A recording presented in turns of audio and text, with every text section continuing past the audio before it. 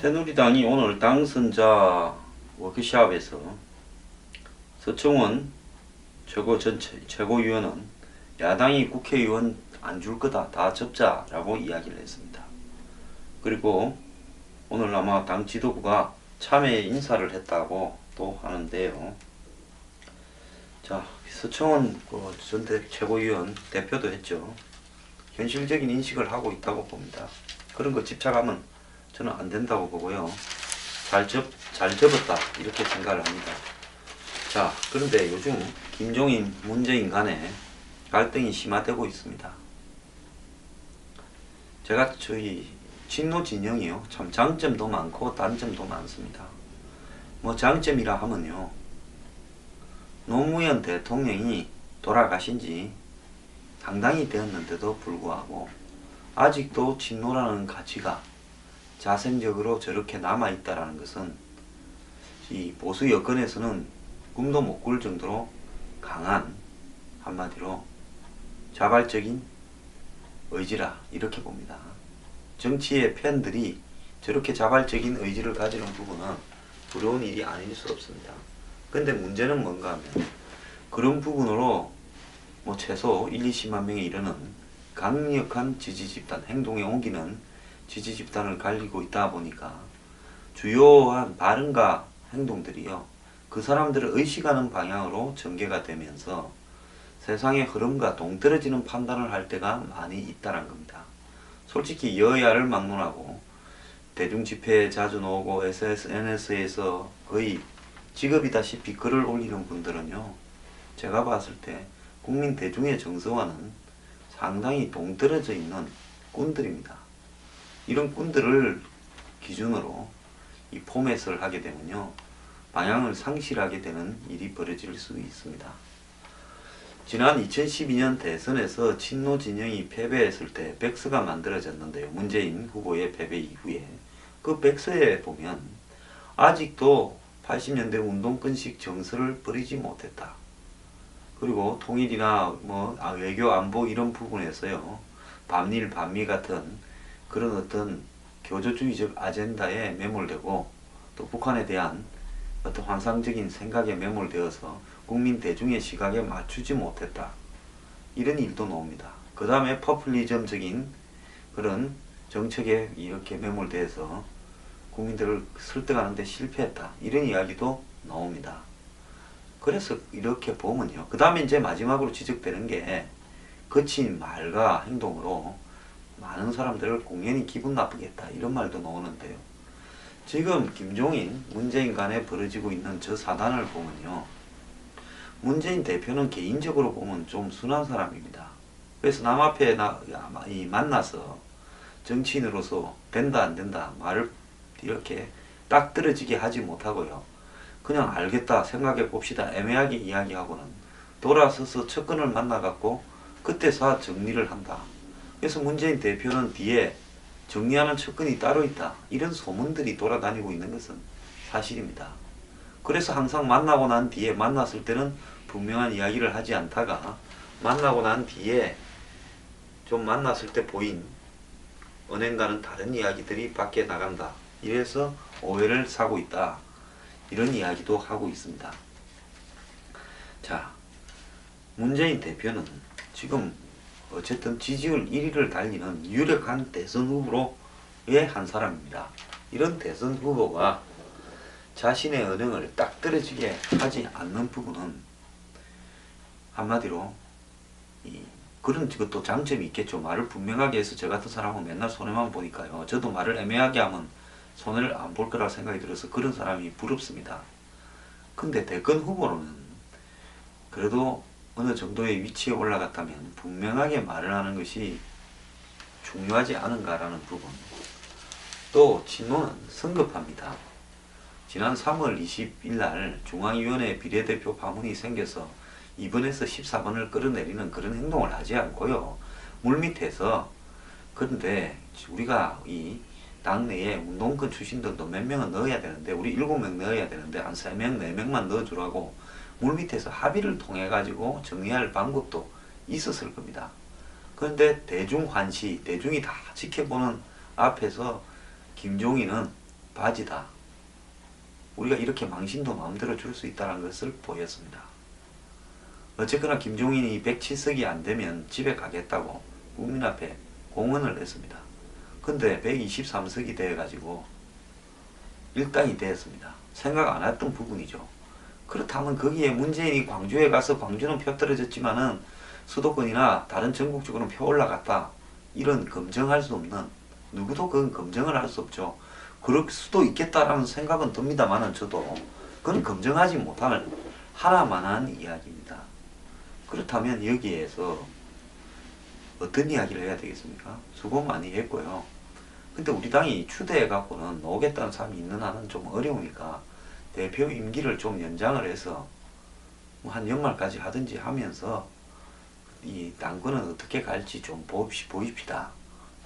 이렇게 차라리 나서서 정리하든, 안 그러면 본인이 정리할 상황이 안 되면, 왜? 이제 이해찬 의원이 당선이 되어서 밖에서 진노 강경파를 다 움직이고 있다. 또 경제민주화님 환영합니다 라고 하던, 또 야구복 입고 CF 찍을 때는 김종인 대표 옆에서 귀엽게 춤을 추던 뭡니까 정청래 의원 같은 경우에는 선거가 끝나니까 바로 뇌물 먹고 깜빵 같은 사람이 대표되는 거 못 본다. 이렇게 이야기를 합니다.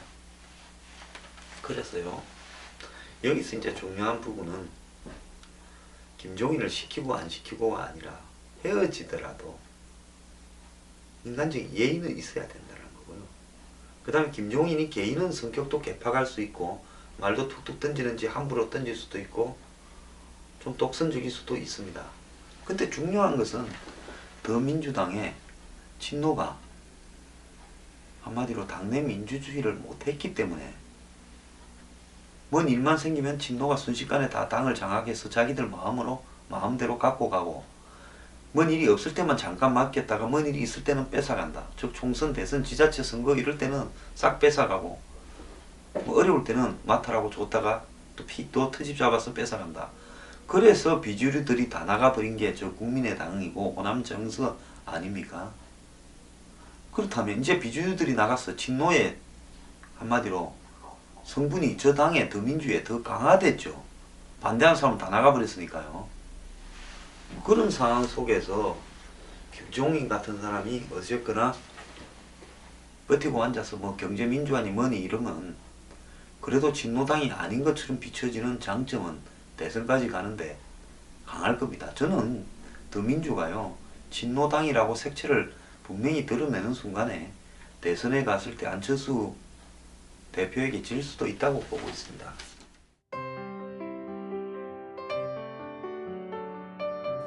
뉴스 브리핑은 저나 미래경영연구소 혼자만 하는 것이 아니라 대중들의 힘으로 정론 방송을 만들어가기 위한 일종의 국민 계몽운동이라 생각하고 있습니다.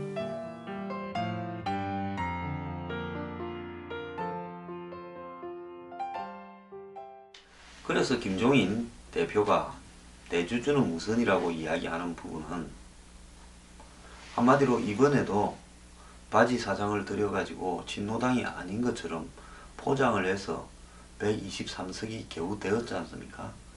진짜 망외의 소득을 얻은 거죠. 자, 그런데 여기서 정신을 차리지 못하고 또 진노 본색을 드러내어서 이 성급하게 당을 갖다가 우리 마음대로 끌고 가겠다 했을 때는 큰 사단이 나올 수 있습니다. 지금 전당대회를 연기하냐 마느냐 하는 부분은요 뭐 거의 반반인데 비주류들은 연기를 했으면 좋겠다는 생각을 갖고 있습니다. 왜냐하면 김종인 체제에서 자신들 힘을 좀 더 강화시켜야 진노와 붙을 수가 있는 거죠. 지금은 뭘 했다 하면 100% 진노가 원내대표든 당대표든 다 가져갈 겁니다. 그러니까 비주류는 어떤 형태로든 비주류가 당내에서 대선 후보로도 좀 많이 뛰고 힘이 좀 생겨서 자기들끼리 합종 연행도 되어서 단일 대우를 갖다가 만들 때 경선을 했으면 좋겠다 이런 이야기입니다. 자, 여기에 반해서 안철수 당은요 잘 되는 집은 요즘 계속 잘 나갑니다. 안철수 천정배 투톱을 연말까지 유지해 가겠다 이렇게 발표를 했습니다. 자, 이 배경에는 그러면 호남 출신 의원들은 다 핫바지냐 이런 문제가 있을 건데요. 자, 이 과정에서 이 박지원 의원이 원내대표를 하느냐 마느냐 이런 이야기들이 나왔는데, 제가 지난 일요일날 박지원 원내대표가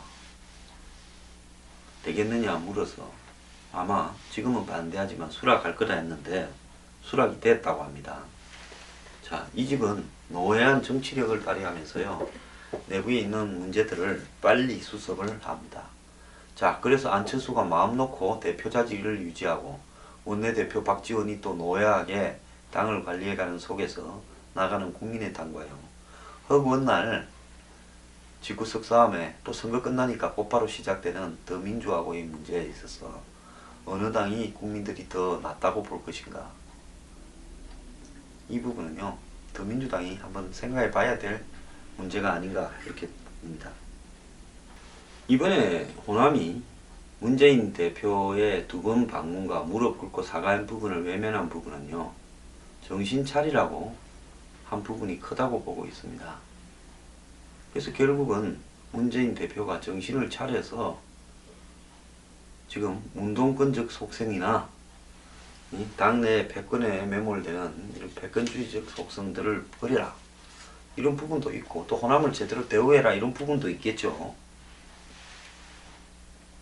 그런데도 불구하고 이런 운동권적 속성이 여전히 청산되지 않고 이렇게 막말하고, 그 다음에 뭐 지금 한번 보십시오.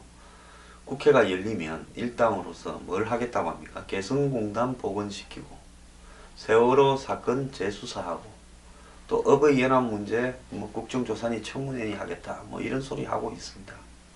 자, 이거요 뭐 이해관계자 입장에서 중요할 수는 있는데요, 정말로 집권이 하고 싶다면 이런 이슈들은 한 100가지 이슈 중에 97, 98, 99 등으로 미루고 나머지 민생이나 경제 이슈에 집중하는 모습을 보여야지 이 더민주당이나 친노가 사는 길입니다. 자, 지금 JTBC나 뭐 시사저널을 통해 가지고 어버이연합 이슈를 세게 갖고 갑니다. 이 사태의 본질은 간단한 겁니다. 그냥 한국의 정경련이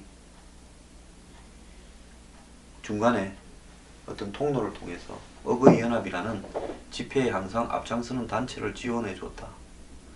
자, 그 지원이 뭐 누가 부탁을 해서 그랬을 수도 있고요, 안 그러면 정경련의 이해관계에 어버이연합이 부합되니까 줬을 수도 있습니다. 정경련이 누가 지원해 주라고 돈 주는 사람들입니까? 저 사람들 자기 하고 싶은 대로 하는 사람입니다. 요즘 정치 권력보다 더 힘이 세지 않습니까? 내부 기업의 회사 내부 유보금, 사내 유보금을 토론하자고 저 사람 하나 보내라고 우리 뉴스 브리핑에서 방송 좀 하자고요. 금요일날 보냈는데 아직 답도 없습니다. 아마 답도 안 할 겁니다. 저는 자신들의 구미에 안 맞는다고 보겠죠. 자, 그런 어떤 문제는요, 정권마다 있어 왔습니다. 솔직히 이야기합시다. 정권마다 시민단체들을 여러가지 형태로 자신의 구미에 맞는 시민단체들을 지원해 왔습니다. 그거 없다고 하면요, 제가 이야기 자세하게 좀 할게요. 또 재벌이 만드는 사회적으로 뭐 무리를 빚은 다음에 돈 얼마 내놓겠습니다 만드는 장학재단이니 각종 복지재단이니 이런 부분에 한마디로 뭐 운동권 건달이나 정치 건달들 많이 들어갔습니다. 이런 부분의 역사는요 상당히 오래됐던 부분이고요, 이 부분을 가지고 실제로 마치 무슨 정권의 도덕성을 베낄 수 있을 것처럼 이야기하면 안 됩니다. 그냥 박근혜 정권도 역대 정권과 비슷하구나, 그렇게 생각하면 되는 문제입니다. 그리고 그 과정에서 불법이 있다면요, 불법은 처벌하면 되는 겁니다. 그래서 불법적인 요소가 정확하게 뭔지를 지적하는 게 핵심이죠. 자, 이런 부분을 갖고 한마디로 정치적 승부로서 확산시켜서 뭔가를 판을 벌리려고 할 때 국민이 호락호락 동의를 해주지 않는다는 겁니다. 그거는 여기에 매를 만약에 한 대 맞을 벌에 매를 10대 때린다면 국민이 외면하고요, 남한테 매를 때리려면 나는 어쨌는가도 한번은 생각해 봐야 된다는 겁니다. 자, 자기들이 잘못했을 때 지난번에 뭡니까? 야당 의원들 중에 각종 그 입법 로비 돈을 받은 사람들이 구속도 되고 시끄러웠지 않습니까? 그때 뭐라 그랬습니까? 다 하는데 왜 나만 잡냐? 선거법 위반으로 잡히면 다 하는데 왜 나만 잡냐? 뇌물을 먹다가 잡히면 억울하다. 그렇게 말하는 게 정치인들 아닙니까? 뭐 야권 집권 10년 동안에 시민사회단체들이 얼마나 재미봤는가 그 말하지 않겠습니다. 그걸 갖다가 비즈니스화 시켜서 한마디로 규모의 경제까지 만드는 달인도 지금 유력 정치인이 되어 있지 않습니까? 거기에 비하면요, 이 보수 바닥에 무슨 일당 2만원 정말 불쌍한 노인들 복지 비용이라고 생각하면 그래서 기가 찬데요. 다 잘 한번 밝혀보시고 끝까지 이런 데 매몰돼 가지고 집중하다가 이번 대선을 그냥 또 실패하는 그런 일들 야당이 악몽으로 겪기 말기를 바랍니다. 지금 안철수 의원이 연정 던졌는데요. 그 연정의 핵심은 제가 볼 때는 이런 겁니다. 새누리당이 가격만 제대로 부르면 너네 편에 서줄 수도 있다. 더민주 정신 차리기 바랍니다.